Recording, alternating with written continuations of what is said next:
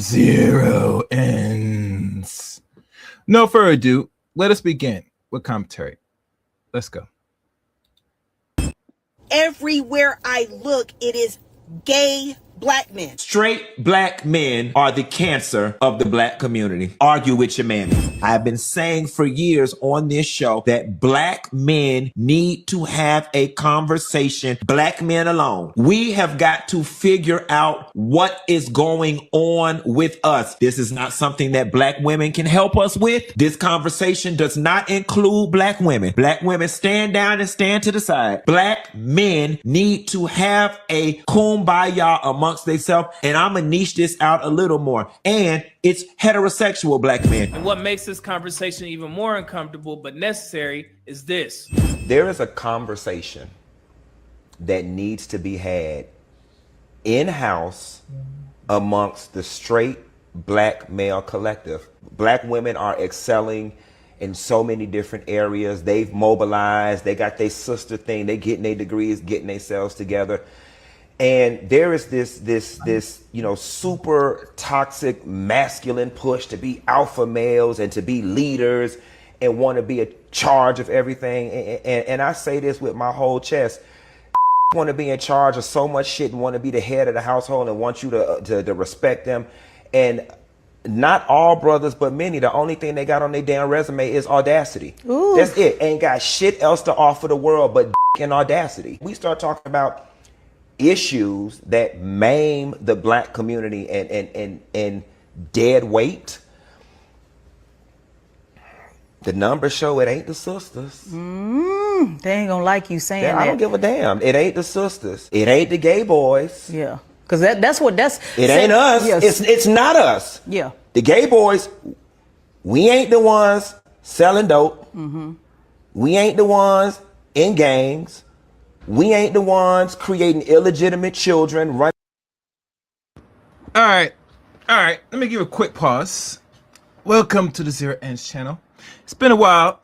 I hope you guys didn't miss the Zero Inch channel. It's been a while, but you know, we back on the loop of things. Make sure to like, comment, and subscribe to this channel. It's interesting that the man said that they have not sold dope. They have done many of these things. How you doing? I see somebody in the chat room. What's good? I'll pull you up in a second. Let me check. It's not showing here. Retype the post, because I think it was allowed on Google. You didn't say you didn't sell drugs. You did not create baby mamas. I differ. I have to differ. Here's why. Because there are some men out here that is become the Pokemons of society, of the black community, and they are poking a lot of women not only in their front, but their backside, in their butthole as well. So don't give me that bullshit that the ones that are actually identified as, like the gentleman son of scream, gay, that you're not a problem to commit. Oh, yes, you are. Oh, yes, you are. Mom, let you continue your little rant. Let's go. Around, you know, creating broken homes. Oh, guys, I see 16 from 20 people watching. Can you please give this video a like? And feel free, comment on the chat right now. Give me your take, your expressions. What's your views about this straight black man and these weirdos talking about we or black men that's straight a problem? Let me hear y'all in the chat right now. Let's go. Let's go. Homes. We ain't the ones battering and beating the women. It's not us. Oh, yeah, they're dangerous. They're fighting too. There are some weirdos that even go as far as put on dresses are fighting women. Don't start. Let's go. Some gay are men who have sex with men. Black men frequently bash heterosexual black men online. They call them toxic, broken, or the problem, often in defense of black women. But here's the irony. The CDC and public health data show that men who have sex with men behavior is one of the main contributors to the HIV crisis among black women. So this isn't about shaming. Oh, I'm shocked. Why is that? I'll tell you why. If you go to the other channel, which I probably will conform it into a book or a paperback or whatever you want to call it, right? Or some form of document. There are some nasty men out here that is engaged in booty activities when not only with the men, but also with women, because they want to act and live a double life. They call it bisexuality, or they call men that are bisexual down low men. That's what they call. But really, they said these men engage in not only having intercourse with women, but they're also having masturbation sex with men. That is what they're considered a bisexual. No, that is a pogy man. Hear me well. That is a pogy man that's engaged in nastiness. Keep that in mind. So they are indeed infecting women out here. And I'm going to tell you more detail. Let's go. This is about balance and accountability. You can't bash straight black men while ignoring the role of undisclosed MSM behavior, putting black women at risk. So now let's address the down low narrative. Black men who have sex with men but don't identify as gay or bisexual. Research shows that among men who have sex with men, about 20% identify as down low, but not all of them are black. And even when accounting for DL men, heterosexual black men still don't make up the overwhelming majority. That belongs to white men. So yes, the DL population exists, but no, it is not large enough to change the broader truth. Want to protect black women? Stop sleeping with so many and giving all of them herpes. And then, want to protect black women? Stop sleeping with so many and giving all of them herpes. Attitude by two women. No, it's more than that, sweetie. These men that, and let's be fair and honest. Let's be fair and honest here. I don't like to double talk for those that don't know. What's this? I don't know what's this. You ladies are engaged in very degenerate behaviors as well. Not only with other women, but also with the men that likes to engage with you. You're having the men eat you in all places below your waist. They're eating it from the front and eating it from the back. We need to go more, but let's keep going. I don't want to hold you. This is one of them weirdos right here, the weirdo on the right side. This man identified as a homosexual man. He calls himself bisexual, or he wants to be bisexual now, but let him tell you. Have you ever been married? I haven't. Never married. All right, what kind of woman you looking for now, Christopher? Now, everybody said that these people have a look, and that might be true. But nowadays, how men move today in this Western sick homoerotic society, it's very hard to really look on the outer appearance to know if this man is a pogie man, aka on the download. Let's go. We discussed this before. I don't remember. I was on your show in February, so I am looking for a man. Real quick, are you bisexual? Looking for Is that what we call it? Not anymore. I told you before that really didn't matter. Females mostly hit me up. Females would still try to talk. Females are going to be the ones that reach out to me. And it was like out of maybe 1,000 follows and messages and all that, maybe 10 were dudes and the rest were females. So, are you open to females or is it men only? Men only. Okay, so you're saying 990 ladies reached out to you, and only 10 men reached out to you. Yeah. And you said on that live that you wanted men only too? I did. Wow, the ladies still reached out to you. Yeah. It's a man shortage, child. They trying to get a man, child. Ms. Ware, you claim that after one night of passion with the defendant, you ended up pregnant, but he is now denying paternity of your 3-year-old son, Ayante. We would hang out with each other, long talks. This is my gay best friend, Oh, your gay best friend? Yes. And at that time, Mr. Wilson, you were dating men? Yes, ma'am. And you were dating other people at this time? Yes, ma'am. Oh, I was bored. I was home alone, I was like, you want to come over, get him some drinks, hold up and chill. That's a big back one. It makes sense, baby. You have no options. So obviously you're going to turn to the pogie man to get your back blown out in all holes, including the rear end. Lordy Lord, sad, very sad. Let's go. With Netflix or something. And when you do your neck like that, that means you up to something. Yes. Okay. That's why you said it. We got to drinking, watching little movies or whatever, and I ain't gonna lie, I made a move, and he didn't push me away, so that was my reassurance. Okay, maybe he wants this too. So wait, now, when did you start even liking him? Oh, I liked him from day one. I'm confident about myself. He might think he's gay or whatever. That's why I'm thinking to myself, he think he's gay, but he ain't met me. So you had been plotting on this all the time, but you were waiting for the time to make your move. Yes, ma'am. So you really had your eyes on your gay best friend. This is the guy you really wanted. Yes, ma'am. She kind of seduced me. We started drinking. I got intoxicated. One thing led to another. She seduced you how? Basically, after she got me drunk, she kind of started filling up on me and stuff. So, and then, it went from oral, then it just went from there. Oh, okay. Yeah. I asked the question, didn't I? So, Miss Ware, you had your plan all mapped out. Yes, ma'am. You ain't no shame in your game, huh?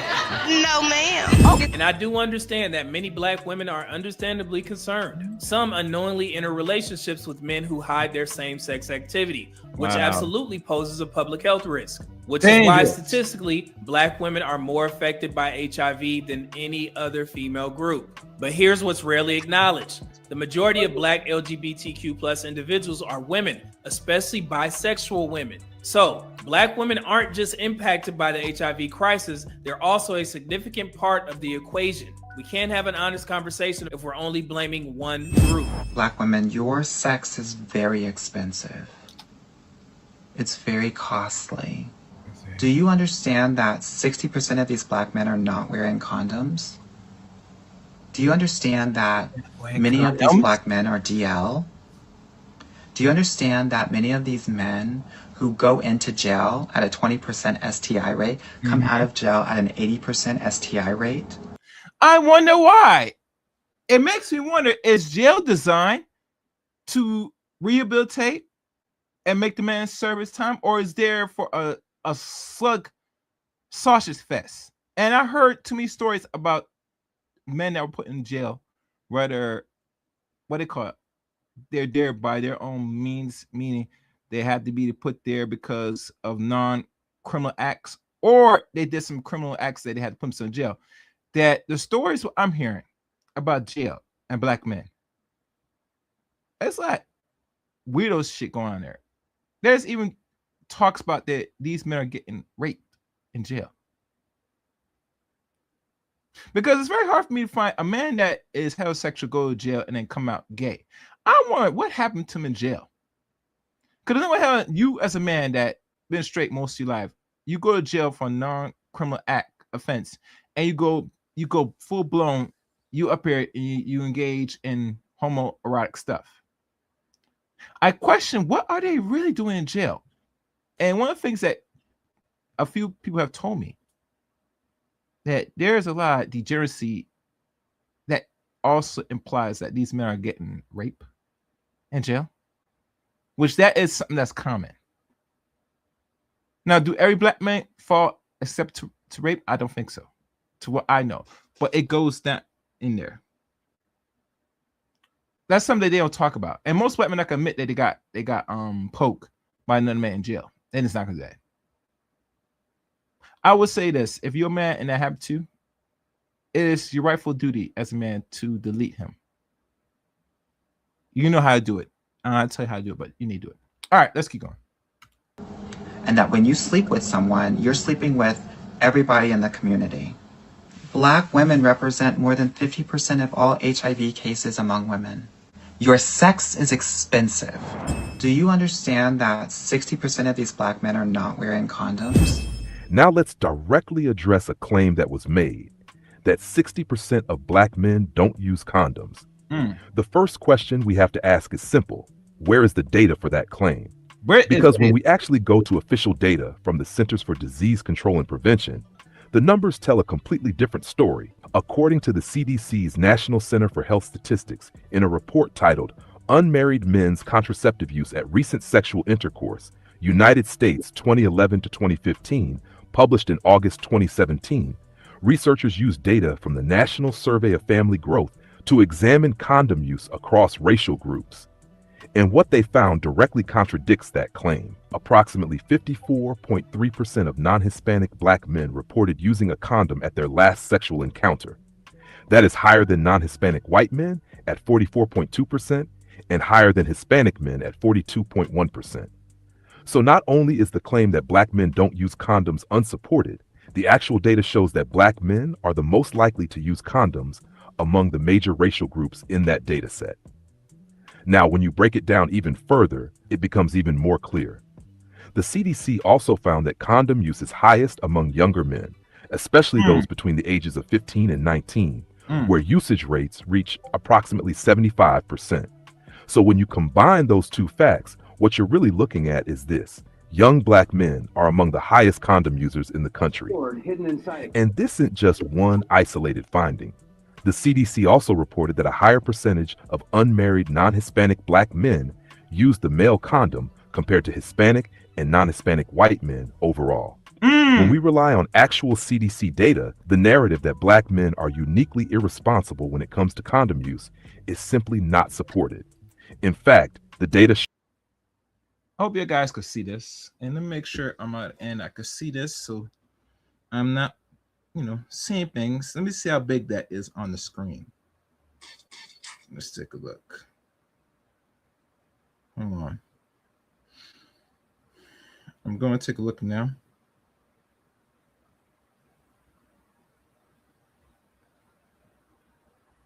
Straight black men.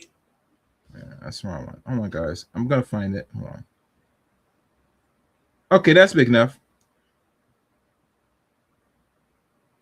All right, and that look like it's big enough. Okay, so y'all guys can be able to see it. Let's keep going.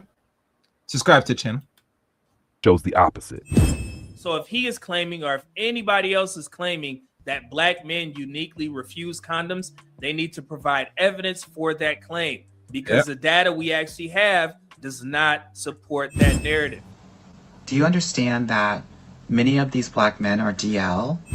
When researchers Like actually you? studied this narrative, they found the opposite of what social media and this guy suggested. Research shows that among men who have sex with men, about 20% identify as down low, but not all of them are black. And even when accounting for DL men, heterosexual black men still don't make up the overwhelming majority. That belongs to white men. So yes, the DL population exists, but no, it is not large enough to change the broader truth. And that doesn't even address the fact that there are more LGBTQ black women than LGBTQ black men. And you can find this information on the Williams Institute. On behalf of the American Medical Association and our Minority Affairs Section and Advisory Committee on LGBTQ issues, welcome everybody and good evening. I'm Dr. Leanne Roberts, a member of the AMA Advisory Committee on LGBTQ issues, where I serve as the GLAMA representative. And in the past, I've served as the medical student section for the AMA. I practice obstetrics and gynecology in the Quad Cities, serving patients on the Illinois and Iowa border. I'm pleased to be joining you and our speakers today as we explore the intersection of race, sexual orientation, and gender identity. To lead our discussion, I'm pleased to introduce our panelists. Bianca Wilson, PhD, is the Rabbi Zaki Senior Scholar of Public Policy at the UCLA School of Law's Williams Institute. With that, I'll turn it over to Dr. Wilson. Thank you, Dr. Roberts, for the introduction and for the AMA for the invitation to present to you all. So I'm pleased to present today just a very brief overview of a report that we finished just this year on Black LGBT adults in the U.S. Again, I work at the Williams Institute, which is an LGBT law and public policy research center that really has kind of filled the role of providing demographics and other type of large scale survey data often, but we also do some qualitative studies as well. One of the things we identified, and here we primarily use data from the Gallup daily tracking poll across several years of data together. And from that, we get an estimate that there are approximately more than 1.2 million adults in the US that identify as both Black and as LGBT. According to the Williams Institute at UCLA, about 1.2 million Black adults in the United States identify as LGBTQ+. Of those, 61% are Black women and 39% are Black men. That means Black LGBTQ+ women outnumber Black LGBTQ Black men by nearly 300,000.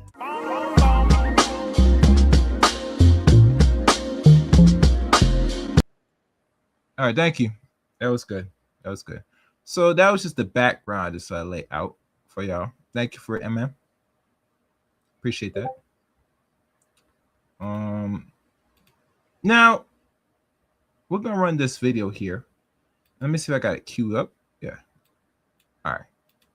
Here's another video I gotta run here, and it was hard to get the actual one, but I was able to do something to get it on. So let's watch the full. Well, enough about this man talking about Black man and the disease, the cancer of society. Here we go. Here we go.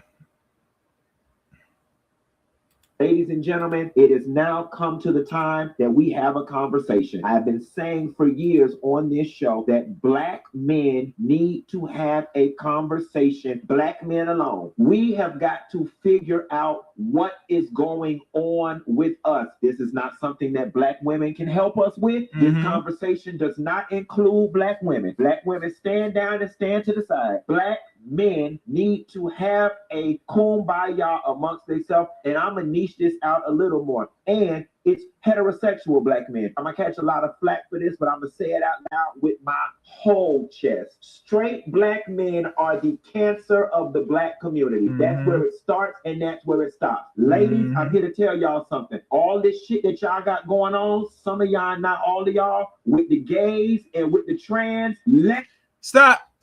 Now, I got to pause right there. For clarity, and most men would know this.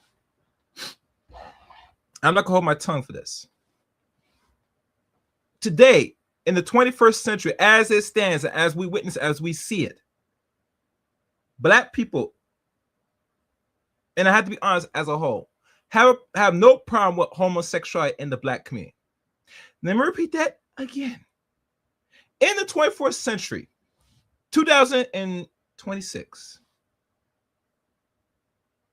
Black people today, as it stands, as we know it, has no problem with homosexuality in the Black community. I'll explain. The reason why I said this, I remember a good friend of mine that's no longer here now. He's been dead now for almost 3.5 years, going for it. He wrote a book called Definition of a Broke Ass. Oh, thank you. And one guy writes, let me see if Google accepted what you wrote. 1 second, let me look at your comment now. Oh, yes, sir. I will pull up right now. Yes, that is a problem. Yes. Yes. My good friend, I know dearly, wrote a book, reprinted his book. And if I go on Amazon right now, which I probably will not do now because it's a screen share, he wrote a book called Definition of a Broke Ass that came out in, I think, 2011, 2012. Then it was reprinted, reissued back in 2019-ish, 2018. And that book he wrote almost now 15 years ago. I'm not sure if it's still available on Amazon. Maybe it doesn't. I don't know.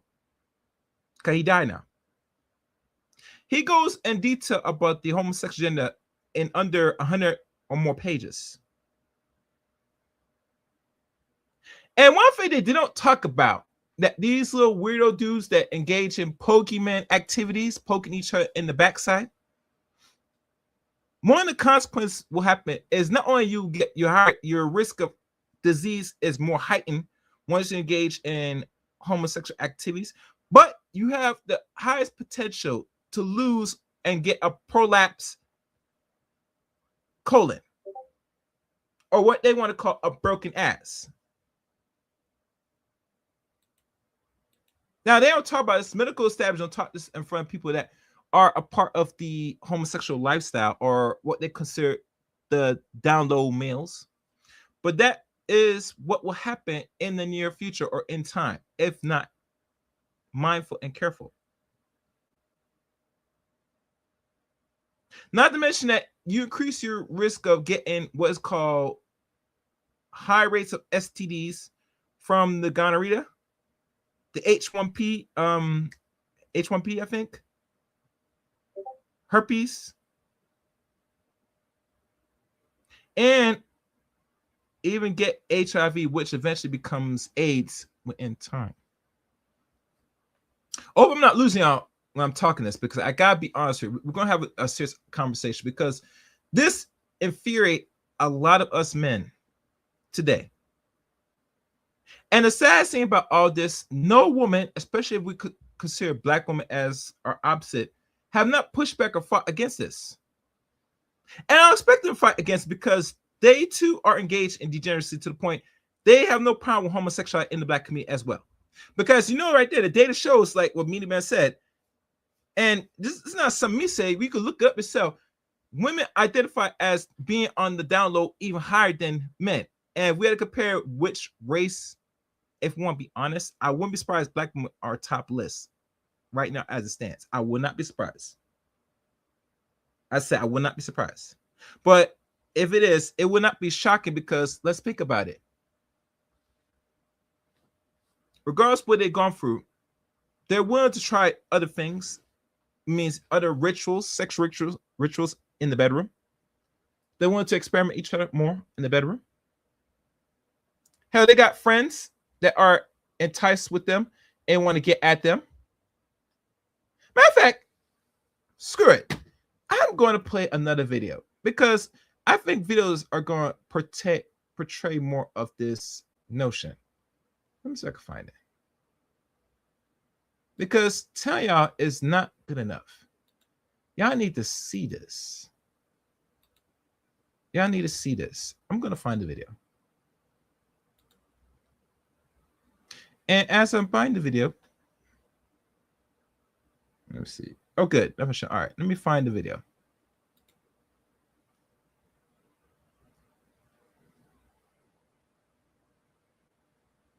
Let me see if I can find this video.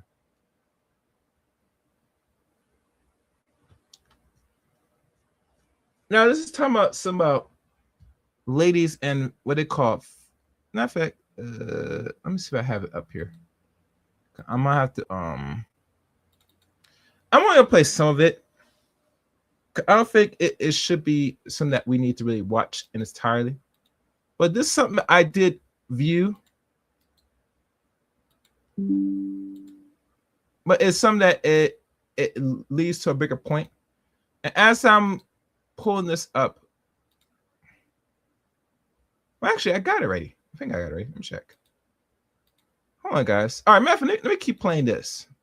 Let it go. Your issue is not a trans woman. Your issue is not a punk or not a sissy. Your issue is all of our issue. Straight black men. Straight black men are the enemy to the gays. Straight black men are the enemy to the trans. Straight black men are who are causing harm to the girls and the women. That's where it's at. Now, y'all can shoot the messenger. Y'all can call me all type of faggots on the Shade Room and all the other blogs.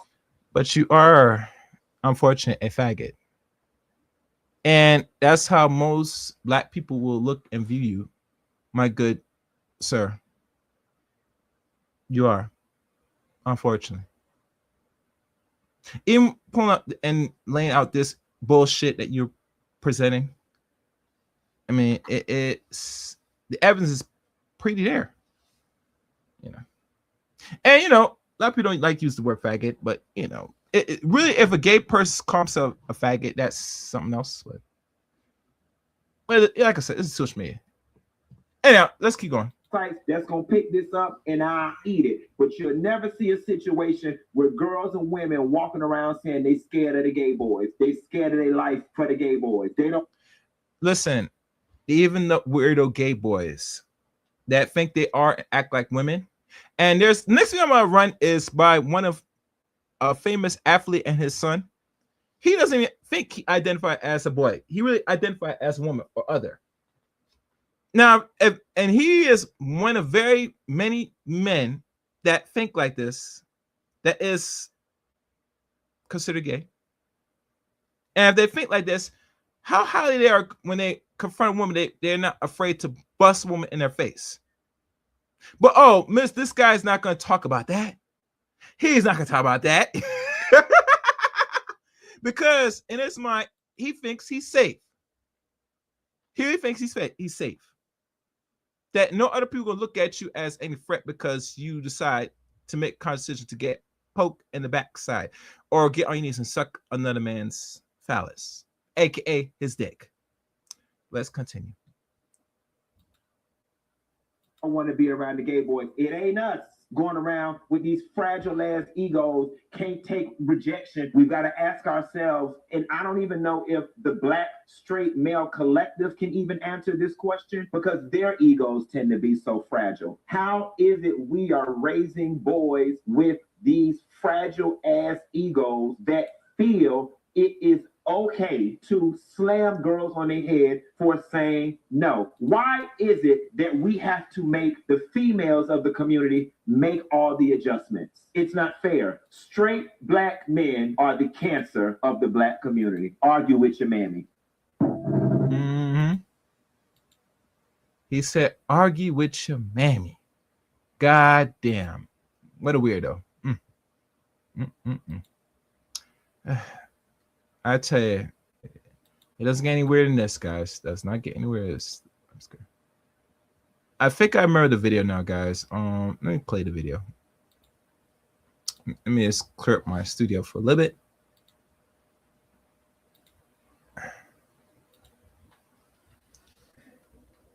And this is dealing with the lesbian thing, but it's tied into something more deeper for those that I'm going to run right now. Where is it? Where is?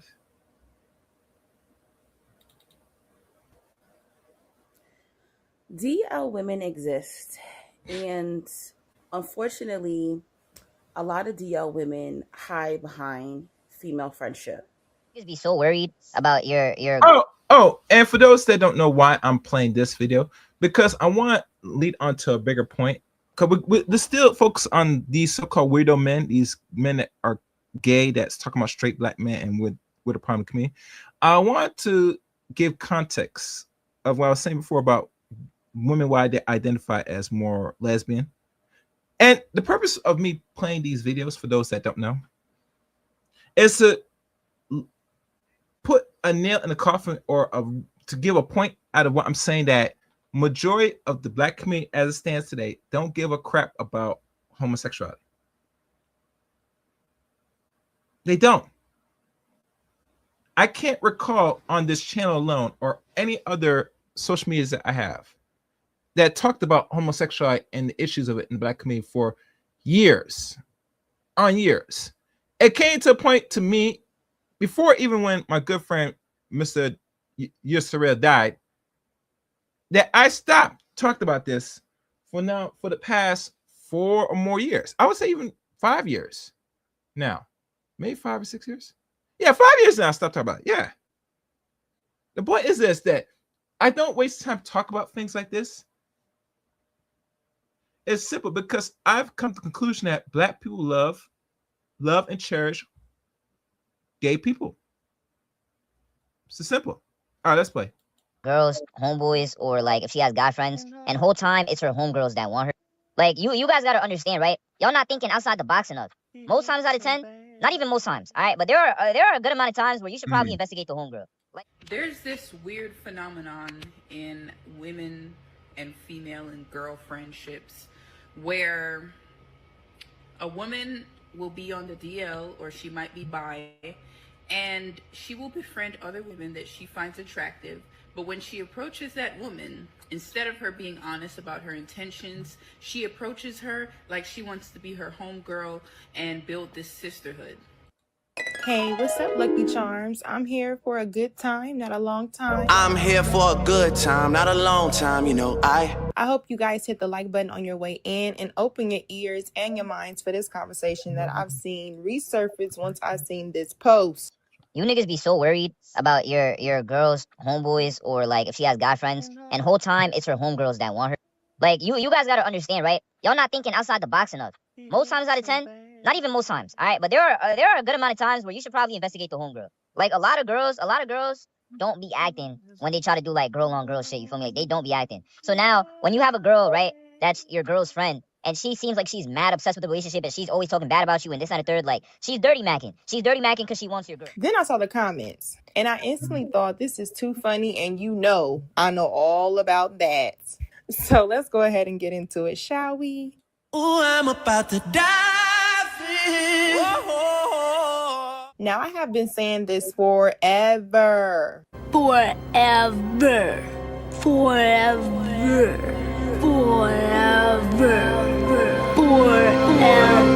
That women are socialized to form deep emotional bonds. This is why it's so easy for us to bond over things that traumatize us or anything that affects us emotionally. And if you know, like me, and experience anything in life, you know that the quickest way to take someone's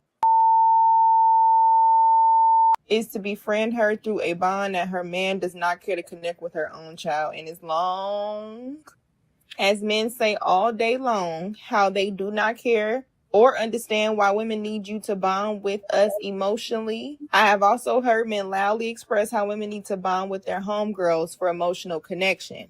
I did not care about my wife's feelings for a long time. I felt like she was overly emotional. She was too sensitive.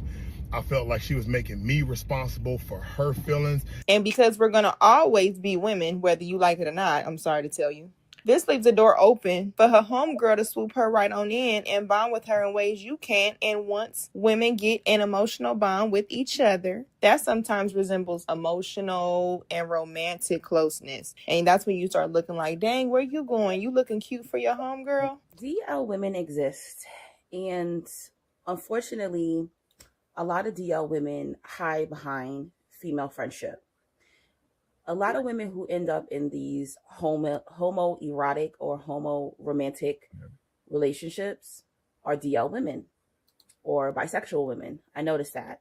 And this has happened to me multiple times and has been very devastating to experience ending up in homoerotic relationships and not even realizing that you're being placed in one, especially if you are heterosexual, and you could be gay and still do not want to sleep with your female friends as a woman or date them. And I think it's a form of betrayal, especially for me. When it happened to me multiple times, I felt betrayed by these women because some of them knew from day one that they were sexually attracted to me, and they said, I'm going to use friendship to get close to her, and then I'm going to go in for the kill to see if maybe she wants to date me. And just like how a man would do, just how like I've had male friends do, these women try to court me, and I'm thinking, oh, this is just a joke. You see that? So all you gentlemen out there, if your girl got too many girlfriends, and I see it countless times on social media, 9/10 of the time she's eating her pussy, or her friend is trying to coerce her to get her comfortable so that way she can get access to her front. Generous female friend, but in actuality they were like trying to court me. And when I was hanging out with them, I was feeling like I was building a sistership with them, and they felt that they were building this rope or this line or this ladder to get closer to me romantically. And it was devastating at the end because eventually that perversion comes out. Eventually, how they feel, they can no longer hide it anymore. They're getting frustrated, or when they're around you, they get sexually frustrated, and eventually it comes out. It can come out violently. It can come out aggressively. It can come out freaked out, overly sexual. It can come out, them being so aggravated, like, don't you see I like you? So I'm gonna tell you 3 things that all of the women who put me in a homoerotic relationship or friendship with them did. So majority of all the women, they tried to literally buy me. So if we went out to dinner, the movie, shopping, the spa, they tried to pay for everything. Everything. I love men who are providers. That's the only type of men I date.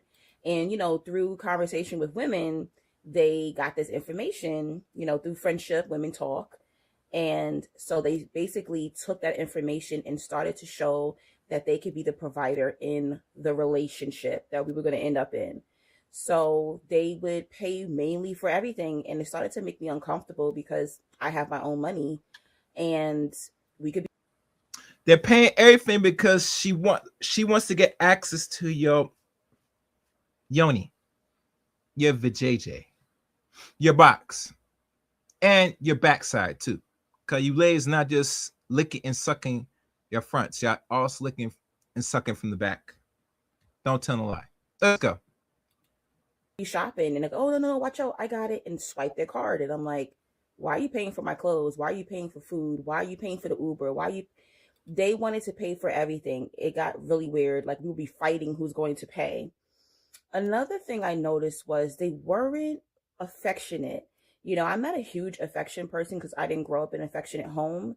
But when I see my homegirls, hey girl, I'm going to give you a little side hug or a good embrace. Maybe not a kiss on the cheeks. I'm not like a kisser like that.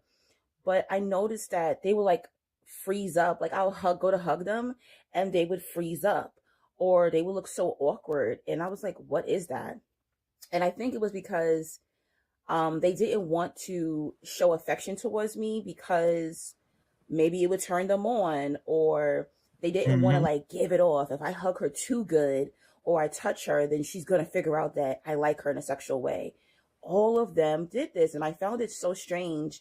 And I was thinking back to the person who essayed me when I was a child, and he was the same way. He would like just say, hey, how you doing? Pat me on my shoulder whenever we were in public, or didn't want to hug me, or didn't want to give me any form of affection because he didn't want people to know the secret that he was SAing me. So all of these women did that. They never showed me any type of affection or public affection as a friend. And that really was like strange to me. Like, don't girls give each other a kiss on the cheek or hug each other when they see each other when they're meeting up? These girls, they like froze up or like looked at me strange, or it was just weird. I found that to be one of the strangest, tells. And then all of a sudden, they started talking sexual, like, oh, I wonder how coochie tastes. And I'm like, huh? How you go from not giving me a hug to trying to test me to see what I would say about girl on girl action?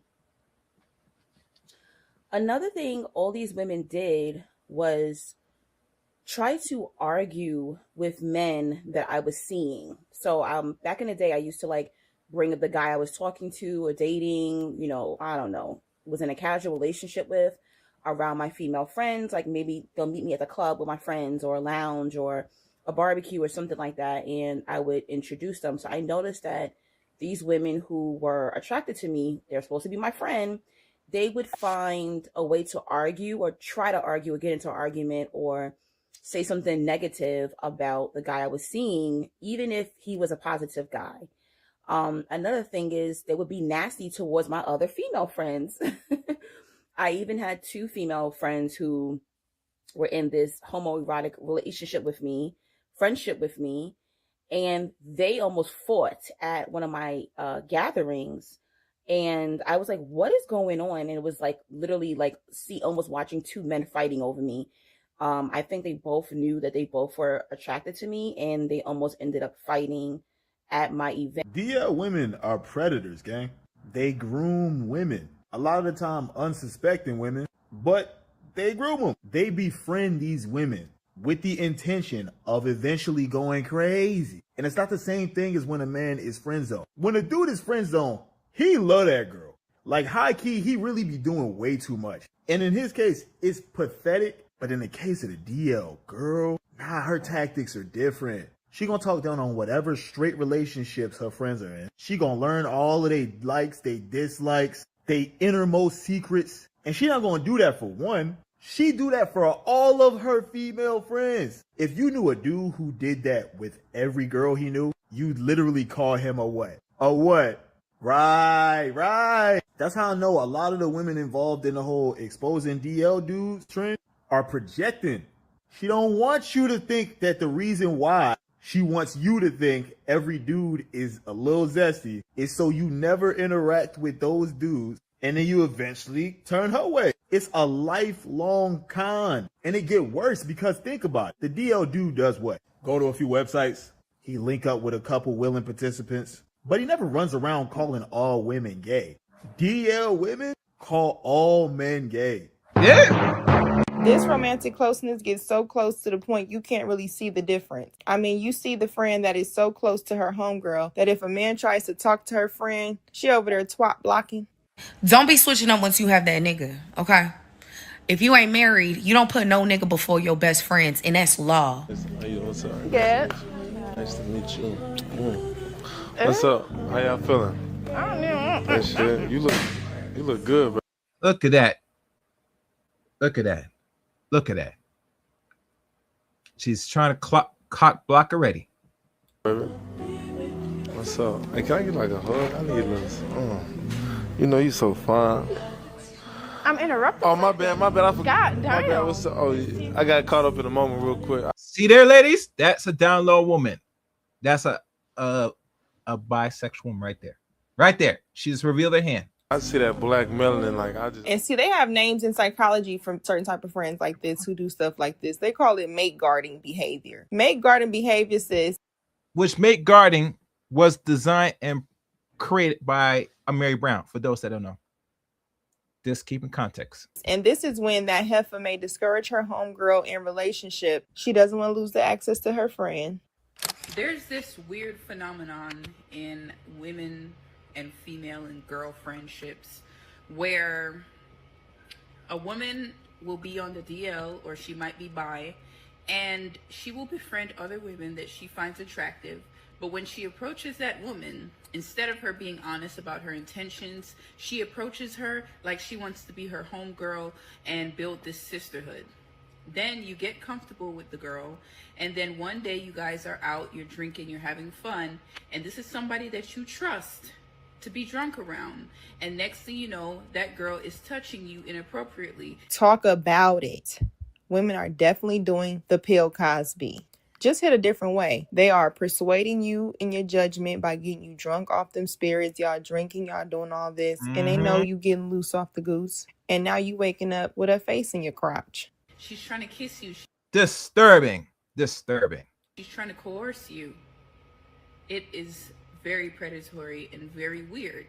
And I was never a fan of, it's not weird. Women joking or fantasizing about sleeping with their homegirls.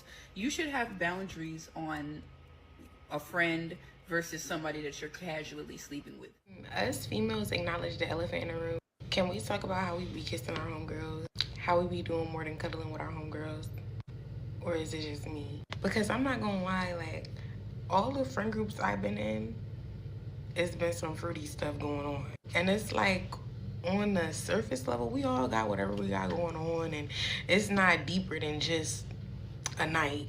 But it's like, I don't know if it's just me or the females I attract, but it's always something underlying. And that's not with all my friends. Like, I'm not fruity with all my friends, but the majority of them, we be doing more than kissing and cuddling. I don't know. They're married to men, but they sleep with women. Here's a support one. Their husbands don't know that their wives are sleeping with women.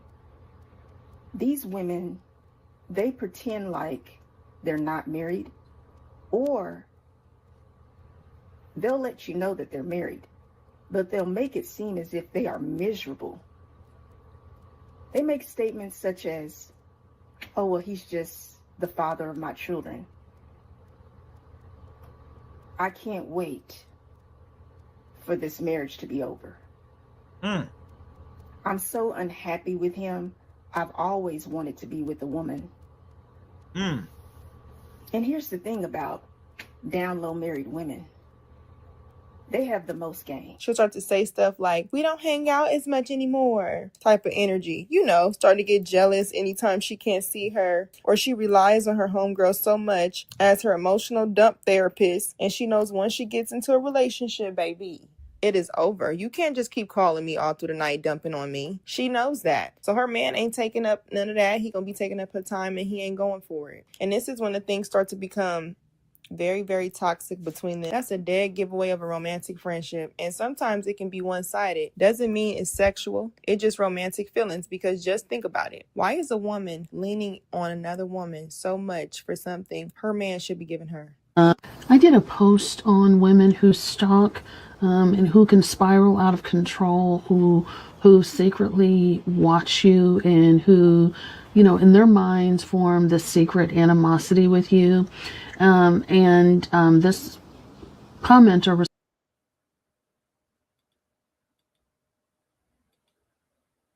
Hold on. I'm gonna leave it right there for y'all just to see that right there. I'm not sure if that's a book or what the hell that is, but right there, that picture says it all. I just want that to sink in. Let that sink in, guys. Let that sink in. All right. Now, let me see what else I'm about to do here. I'm trying to find something.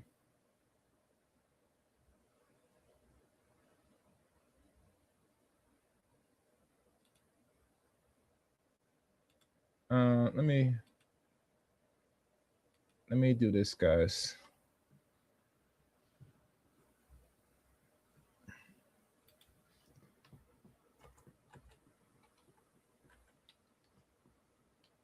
I'm trying to find a pinpoint, a point.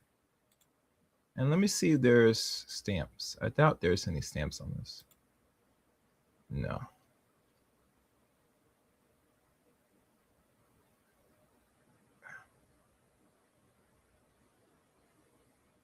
Okay. All right, so I'm going to fast forward to maybe the 8-minute mark, and then we'll start from there. Yeah, that'd be good. That's good. All right, so let's do this. The final video I'm going to run is this. That's everything. But how are you? I'm amazed. If they just had money for the sake of having money.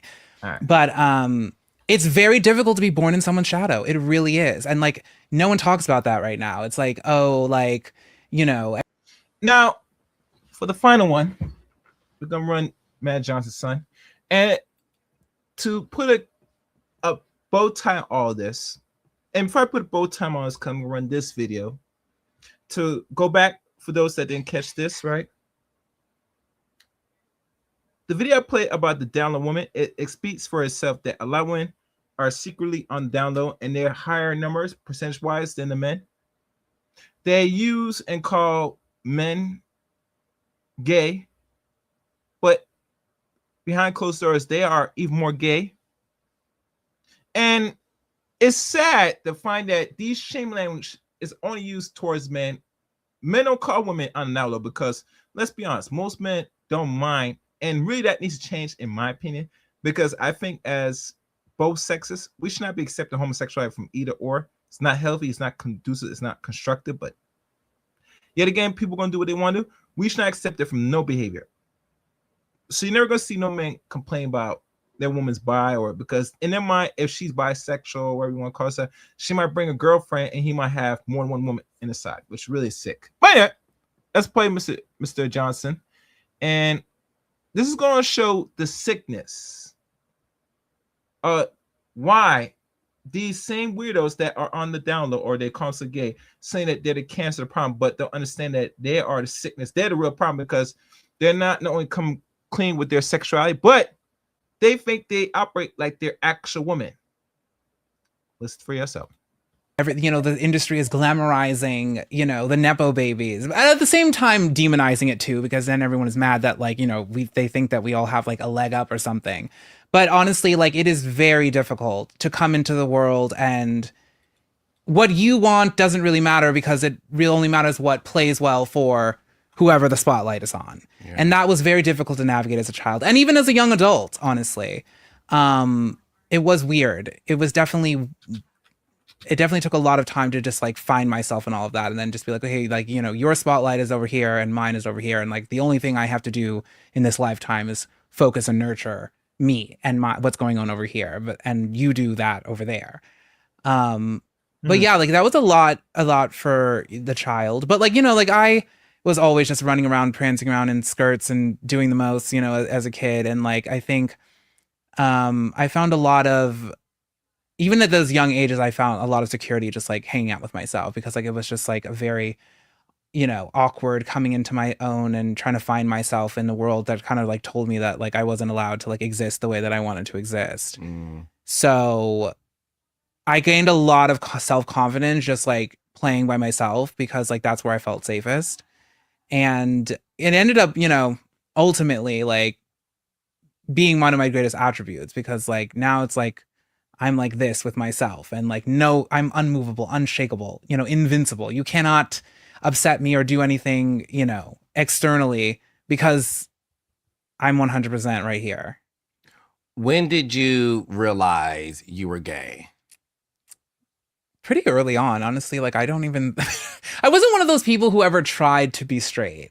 Like I talked to a lot of, like obviously the gayest that are, either that I grew up with or like ended up being friends with, but like, I would say like 90% of them, had girlfriends or lost their virginities to women. And like, I really never tried. Like it was, it really like, it wasn't an option. I don't think I would have taken myself seriously, even at that young age, to be honest. Like I could never see myself as like dating a girl. Like, I don't even think I could, that's what I'm saying. I couldn't convince myself to do it. So therefore I was like, girl, you can't convince the world to think that for you. But definitely like 11, 12. Oh, for sure. Damn, that's young. As he turned over 10 years of age, he said, I am this. Whoa. I want more if he's going to lead on to the story. Like when, you know, you start to have those feelings and stuff. But honestly, I think like the feelings were just so strong that like I just kind of like knew it. And I think, if I'm not mistaken, probably like the 8th grade, like the summer before I went into high school, like I really like got serious with myself about it. And we were like, you know, this is it. You know, it's like, I don't know, like I just was kind of like, this is who we are. I remember that like very specifically, like just like taking like those last couple of weeks before I had to go back to school, and I was like, this is it. And then I felt so much freer. Like when I got into high school, like I just was like so much more like definitely coming into my own, because like at school, like I just like didn't care. Like I didn't hide it. I didn't pretend. Like everyone knew and everyone was cool, and you know, it was cool. And the first person you told was your mother, correct? No, in terms my of family. friends. Definitely my friends. Your But no, my mom kind of like interrogated me when I was like in 10th grade. Do you remember what she was asking you? We were on vacation in Hawaii, and she was asking me because like I had another friend who came with me, and he's also gay. Or I should say attracted to men. I don't really use those kind of labels on myself anymore, but we were just checking all the hot guys. I mean, we were doing what the girls do. They were everywhere, and we were, you know, talking and looking, and she noticed. And then she was like, I think this is probably something we should talk about. Like, what's going on? And I was like, well, I think this is it. You know, this is what I like, you know? And I think she was like fine in the beginning, but then I think it took her some time after that. Cause like, she was like, it was just weird because it was, you know, she had her church. So it was like a lot of going against like what she had been taught. And I think that for both of them, it was that kind of a struggle because they were not people that know how to think outside the box. Like they're not, oh, this is new. Oh, this could happen. Or like, this is okay. Like, you know, we can adapt. It was very like, they're very strongly like, okay, like this is how it is. And this is black is white. And this is this. And that's that. And a lot of boxes. And so I think like I really came up against all of that, like, you know, as in my coming of age story. And to be honest, like I never saw anything wrong with it. Like I never thought anything wrong with anything that I did. Like even when I was a kid. Shout out to Mr. O with the info. Do you gentlemen want me to drop the link to have a short conversation on the live panel? Let me know. I might put it anyway, but just let me know in the chat room. Let's go. And like they were like, well, you can't wear skirts. And I was like, well, why not? You know, it's like my inner being was like, there's nothing wrong with this, especially if I look cuter than any girl does. Like, what's the problem? Like, what's the issue? And that's exactly how I apply it to myself to these days in the way that I present, like in my, you know, in my feminine regalia. You know, I've always been a feminine being, and like that's just like how I best express myself. But I'm like, listen, I'm out all the time, you know, and like I'm killing a dress and no one else is. Like the girls in the room are not doing it. Like they don't look cute. They're not dressed to any nines. So, you know. I love it. You know what's so funny? Because obviously, so our parents are from Michigan. So your story I can relate to. And again, I'm obviously much older than you. I could be your older big brother, but I can relate. You're almost the age as my brother. Oh. Are you 40? Yeah. Something? Yeah. He's okay. 40 something too. So, you know. Yeah.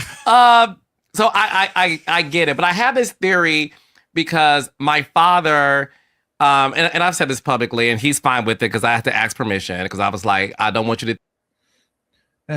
The zestiness are real, gentlemen. The zestiness is real, gentlemen. That's all I gotta say. Think I'm gonna use my platform to blast you, and we're fine. But he was very, very much so like close-minded, born in 1949 in Detroit, Michigan, and was like my black son, and I'm one of 6. I have 6 brothers. Wow. And it's 10 of us total. Wow. Right? Oh my God, that's just like my dad's family. So I'm saying it's so parallel. So he was just like, so I knew, unfortunately, that my femininity was not going to be accepted. And I have this theory about black mamas, because I feel like black mama know they kids, child. And although I came out very late, I came out at 25. That's not that bad. Well, you know, because well, nowadays, you know, the girls are coming out, baby, at 7. Yeah. Right? Which I'm like, Go right ahead. But my mom, very sweet, rest in heaven, she was like, you sure? And I said, girl, you knew. And she was like, well, didn't want to assume. And she was like, you going to tell your dad? Because he's been asking about it ever since you were 5 years old. He asked me every year. And I'm like, I'm not telling him. So I didn't tell him until much later. But I can relate to you in terms of like having parents who just wasn't really sort of like, who got it. But when it comes to you, obviously, you're not just any kid. Your namesake says it all.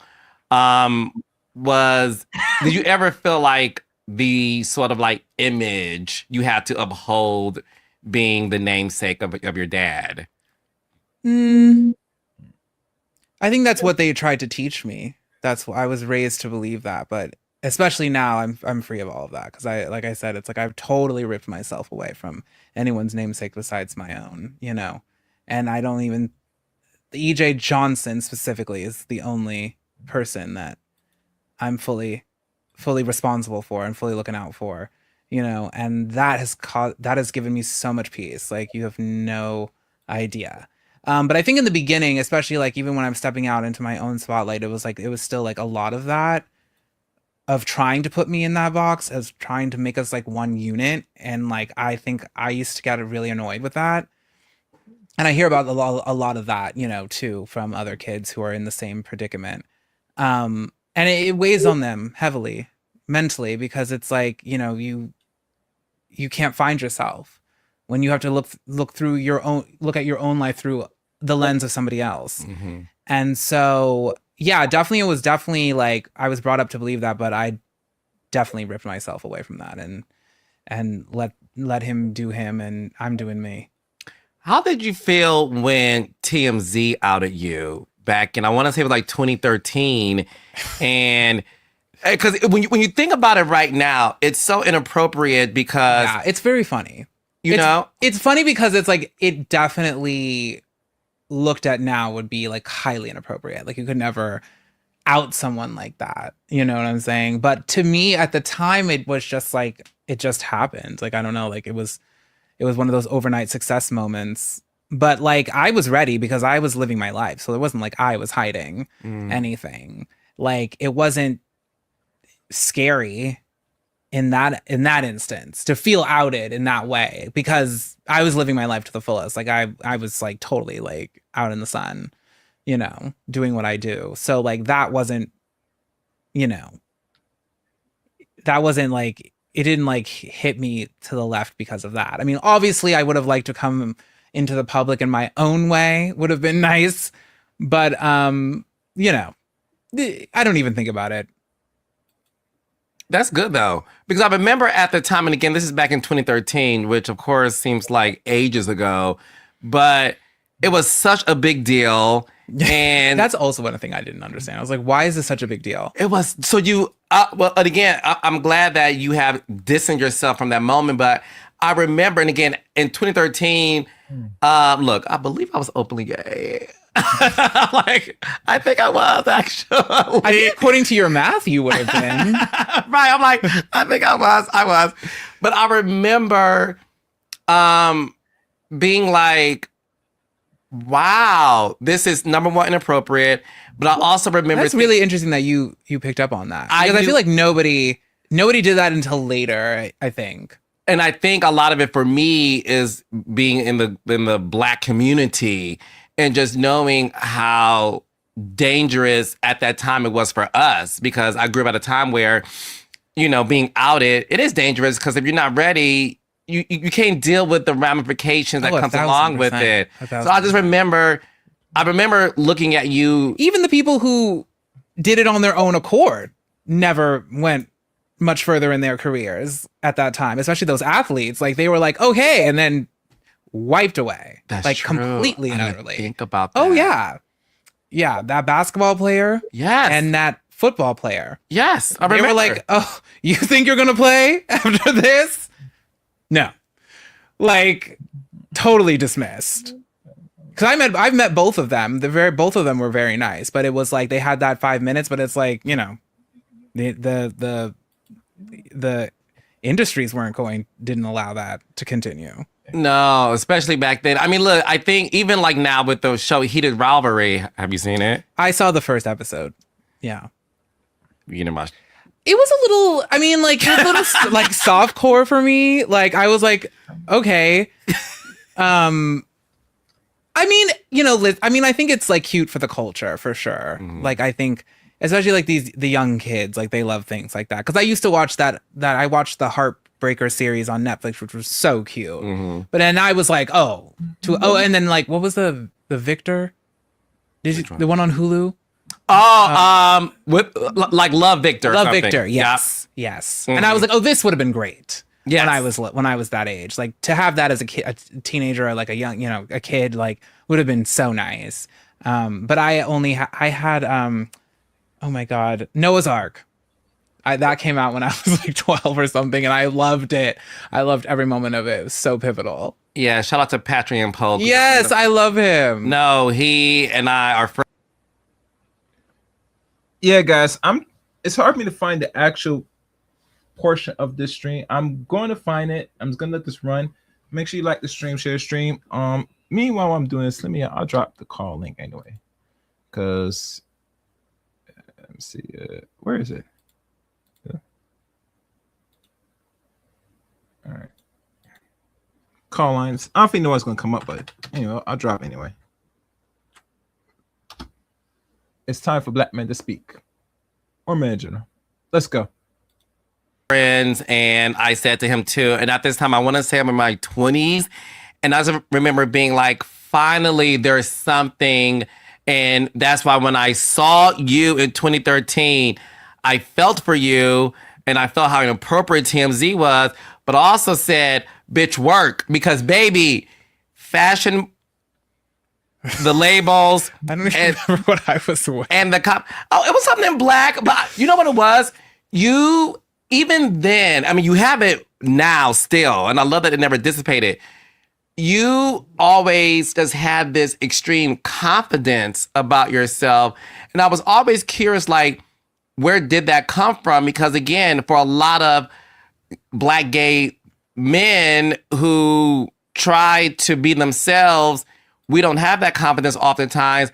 But then for you, I'm like, he's in the spotlight, and you to me, you owned it, and you grabbed that torch, and you haven't like blown out the fire ever. I don't know. I think I like I said, I was like, I think I spent, when I was used to hang out with myself a lot, I'm just saying, like, I really, really got to see myself fully, which is such a powerful gift. And right now, I mean, like, and even now, it's like I see myself like completely clear. Like they have that saying where they say, other people can see you better than you can see yourself, but like when you can see yourself better than everyone else can see you, you win. Mm-hmm. And I think I always felt, and I always saw myself better, and like in my truest form, kind of a little bit better than everyone else. Now it's like completely better. The clarity is like through the roof. But at that time, I was still, quite young. But yeah, like, I mean, I enjoyed being fabulous. Like when I was in college, that was my college time. And like we dressed up and we went to the club and we went to the, the most fabulous parties. And that's just like, who I was. Like, that's just who I always loved to be, and like, that was just very like, of that time. And, I mean, you need the confidence, definitely needed the confidence to survive, Now you can just have it. But at that time, it's like you really needed it to like survive for sure. Because otherwise, like, everyone was just going to like walk all over you or, like make fun of you or do whatever.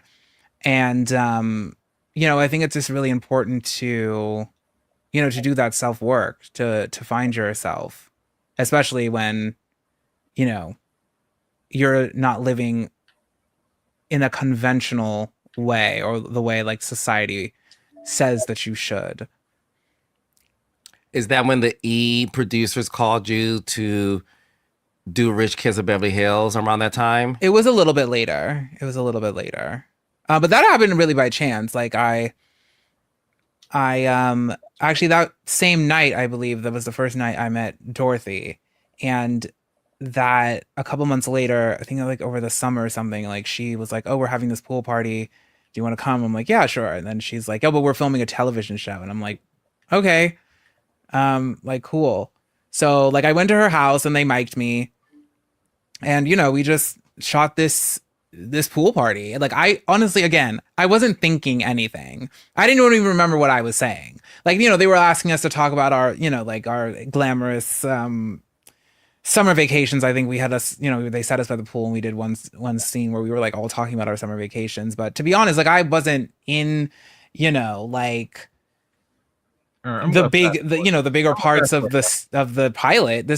He was like, "What?" I was like, "I can do that. Like I can do that." Be that. And her friend was so like I was like, I wanted to watch because I knew that, the neighborhood was going to be on it. Areas. This was way before the brand deals and, all the products. And like, this was way before any of the bitches were doing any of that. So like, it wasn't as strategic because you were just kind of seeing like, well, what, and even like my managers and, agents at the time, it was very much like whatever sticks work. First season, I think I was 20. Wow. And then also they were trying to capitalize on Instagram because it didn't hit me until I rewatched it like maybe a year or two. I was like, that's the truth. Yeah. That was actually my truth. And I love that part of it because like that was actually out of all of it, I think was like the most truthful part. Was actually like mirrored my reality because I really was trying to figure myself out and like that scene reflected it. Do you are there pronouns that you go by today, or how do you identify your sexuality? I just say call me EJ as much as possible. Okay. It's like pronouns I don't really like he, but like I've also trained myself not to get upset when other people use it, which I think is very important. Because you're giving your power away when you lose it. You give words too much of personal power.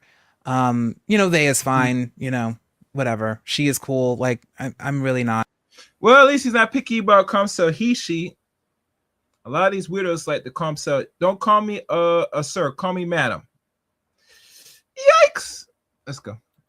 A stickler about it. I think for me, it was really just going on the journey to make sure that I wasn't like spinning out of control. Mm-hmm. Like when I'm being misgendered, when especially a lot of the times people don't do it with an ill intention. Some people do. And I feel like when it's ill intended. Yes. There's a tone. Yes, there's a tone, and they'll keep repeating it. Yeah. They'll keep saying man or bro too many times, and I'm like, I'm not your bro. Like, but it's usually just somebody you're never going to see again, so who cares? But yeah, like I said, I was like always a deeply feminine being, and like, that's really all that matters to me. It's like I'm extremely happy in this body. Like I love my skin. I love waking up and being me every day. Like it's a beautiful thing. Like to walk into the bathroom and see yourself in the mirror, and you're just like that bitch. Like yes, like it's that for me right now. And so like I'm just living it. I'm just loving it. One of the biggest storylines on your spinoff was, you and your sister liking the same guy. Honestly, that is ultimately what got the show picked up. But also, in terms of the gender and sexualities and stuff like that, it was very important because that happens. You can, I don't attract gay men, and I'm not attracted to gay men. Like it's just. See, there you go. That's what I was looking for. That is the pinpoint footage I'm trying now found. Now, why is this important? It's important is because like Funky Dinema or any of these men that try and scare black women to avoid men that are actually straight and are comfortable with their heterosexual nature is because these same weirdos, or I like to call the pogeyman men, they are in pursuit and looks and finding men that are not what they consider or what they call not gay to entice and to if all given measures trying to get them to do homosexual acts on them. It's what we like to call conversion, for those that's not familiar. This man said he does not like or wants to have you can't have intercourse, but doesn't want to have no relationships in the bedroom or anything in relationships in total with a man that is like the same nature like him, which is homosexuality, gay man. Let him speak more so you guys get more context. It's not a thing. Tell me more about that. You know, it's just, I think like if you ask any of the girls, like they'll tell you the same. And I think they're just labels, you know, that's what, like, I don't care what, you know, like I'm dating someone, I'm like, I don't care what you identify as or what you call yourself, as long as you're happy being who you are. But labels are good. Identification is a necessity. It brings clarity, it brings sanity, and it brings progression. Now, as you know, Black people, African people, we want to label us. We did not create or identify or create terms as Black, what we fall here in America generally. That is identity. It's a caste system that was bestowed on us by another group of people, particularly a man. So we identify it as is, and we are comfortable identifying this because this caste system brings clarity and labels that separates this side of people to this side of people. Now, in regards to what EJ is talking about, he doesn't like dealing with labels. That is a childlike thinking. That is insanity. Everybody's labeled in a way, whether we like to agree or not. It gives context to where we stand from these people to other people. That's why labels are created, whether we agree with it or not. Let me continue more of this nonsense. No, but to be honest, it's like that's why I don't really go to, I don't go to gay clubs. I don't go to, you know, gay things, because it's like the men that I attract are not there.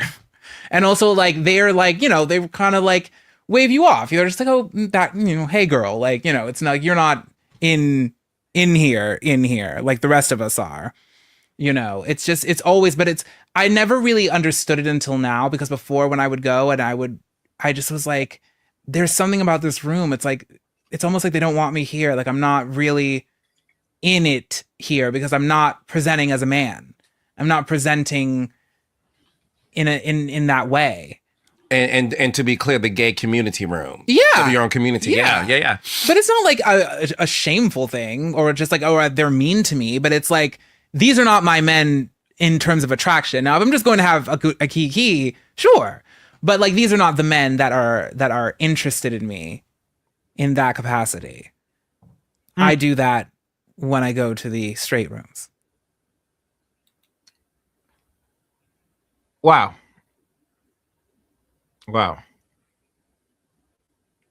Like I said before, most men that think and operate like this, that's on the what is considered the download or bisexual or where you want to label them, they're not always in pursuit of other men amongst the group that is gay or, you know, whatever.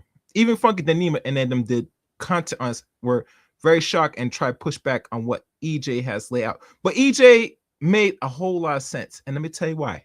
Because this is the mindset of a lot of men that identify themselves to be feminine, female thinking, female nature, etc. Because they, by default, in their own heart and minds, wants to be and act and become and feel like a woman subconsciously. And the only way they're going to achieve that, they want to be around another man that is heterosexual, straight, and that will treat them like they're a woman. Let that simmer in your subconscious minds, guys. So